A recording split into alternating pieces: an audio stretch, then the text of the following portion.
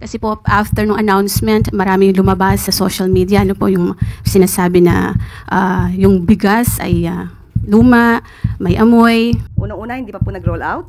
Kaya po ito ay masasabi natin isang disinformation. Kailan pa po ba natin ibibigay ang sakate sa kabayo? Kung kailan namatay na yung kabayo? Sa politika po, wala pong timing. Walang politika rito. Malamang sinasabi lamang ito para muling bigyan ng negatibong epekto ang isinasagawa ng Pangulo para matupad ang 20 pesos kada kilo na bigas. Enzo Recto, kalaban ang katiwalian at kasinungalingan, kakampi sa katotohanan at kabutihan. Kailan po kaya mailalabas ng Marcos administration yung 20 pesos na halaga ng 20 pesos na halaga ng bigas kada kilo po? Tapos na po ba yung guidelines ukol dito? Kasi po after nung announcement, maraming lumabas sa social media, ano po yung sinasabi na yung bigas ay luma, may amoy.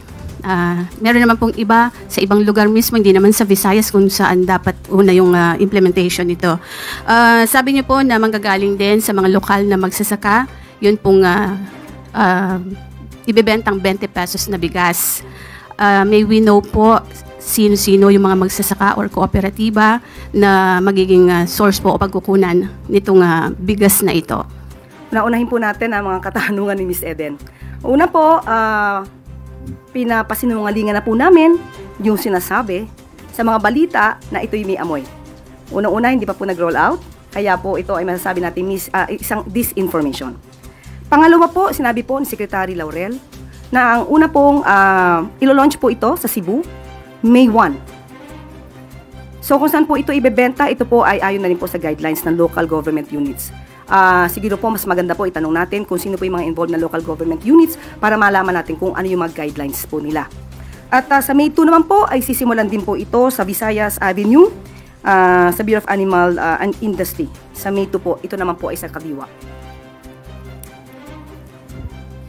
Ano po yung mga sino-sino po yung mga magsasaka or kooperatiba na pag mumulan po nitong source ng 20 pesos na bigas? Kasi sabi niyo po, local farmers po ang panggagalingan nito. Ibig sabihin, hindi po imported rice yung ibebenta natin na 20 pesos na bigas? Sa ngayon po, ang sinasabi po natin ay manggagaling ito sa local farmers. Yan po ang maliwanag. Kung meron po mga kooperatibang mai-involve po dito, tignan po natin ang susunod na guidelines at hingin po natin ang mga listahan. Kahit kalo-launch pa lamang po nito at sisimulan pa lamang po sa May 1. So wala pong mga specific na mga kooperatiba or mga magsasaka na pagmumulan po nitong bigas na ito, itong 20 pesos, para po naman na malaman natin na yung bigas galing po talaga sa ating mga magsasaka, hindi lamang yung mamamayan natin ang makikinabang sa murang bigas, kundi maging yung mga magsasaka po. Parang two birds in one stone po yung hit ng gobyerno natin dito. Katulad po ng sinabi natin, dapat wala po tayong pagdududa, local farmers po sa panahon po ngayon, as we speak, sa local farmers po ito kukunin. Kung meron pa pong detalye, kukunin muna po natin sa local government units.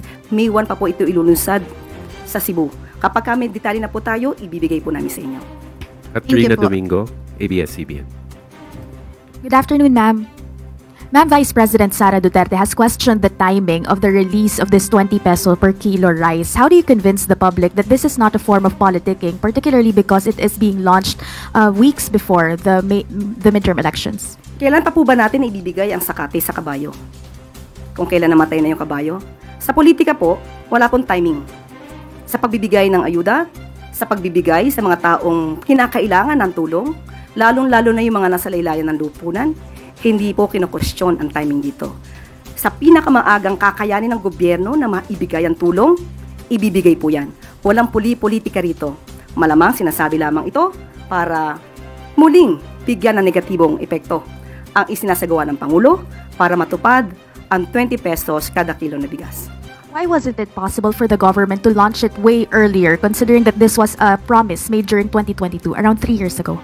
Obviously, hindi naman po sa isang click ng kamay ay maigagawa ito, ay maisasagawa ito.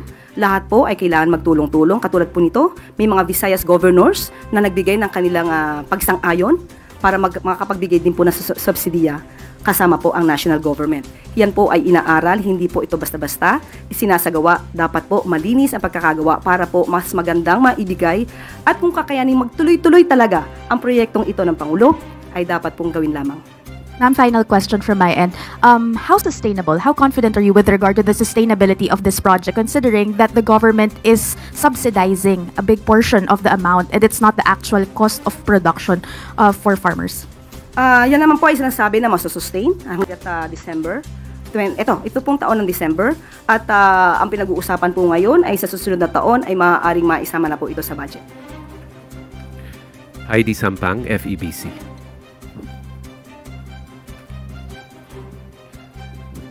Good morning, Yusek. Ayon po sa Stratbase SWS survey, sa ika-4 na sunod na buwan po ay muling tumaas ang bilang po ng mga pamilyang Pilipino na nagsabi pong sila ay mahirap. Nagdala po ito sa 55% noong April, katumbas po iyan ng 15.5 million kumpara po sa 14.4 million noong March. Ano po ang take dito ng palasyo at kung masasabi pa rin po ba natin na natutugunan po ng mga anti-poverty programs ng administrasyon ang sitwasyon po ng ating mga kababayan?